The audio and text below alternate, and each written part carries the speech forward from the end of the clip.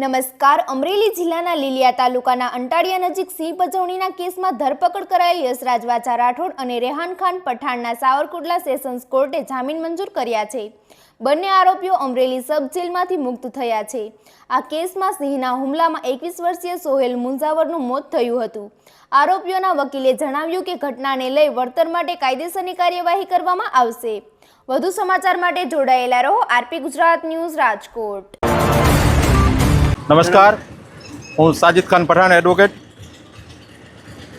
લીલિયા જંગલ ખાતા દ્વારા જે ફરિયાદ ઇલીગલી લાઇન શોની જે ફરિયાદ કરવામાં આવી હતી એ ફરિયાદ અનુસંધાને એક અમારા ક્લાયન્ટનું મૃત્યુ થયું છે અને 2 જણાને એરેસ્ટ કરેલા. એમાં યશરાજસિંહ ધર્મેન્દ્રસિંહ વાજા અને રેહાન ખાન પરવેશ ખાન પઠાણ બેને કસ્ટડીમાં લઈ અને રિમાન્ડ માંગેલી.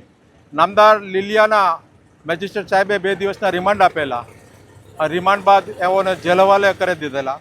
ત્યારબાદ અમોએ એડિશનલ સેશન જજ સાવરકુંડલાના શેટ્ટી સાહેબની કોર્ટમાં જામીન અરજી મૂકેલી.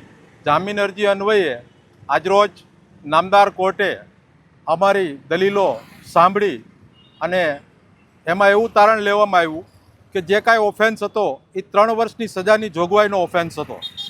તેમ છતાં કોર્ટે એવું ગ્રાહ્ય રાખ્યું કે આ કસ્ટડી છે ઇલીગલી કસ્ટડી છે અને 3 વર્ષની સજાની જોગવાઈનો ગુનો હોવા છતાં આને કેમ તમે બંધન રાખ્યા, એ અમારી દલીલ ગ્રાહ્ય રાખી અને નામદાર કોર્ટે આજરોજ બંને આરોપીઓને જામીન ઉપર મુક્ત કર્યા છે.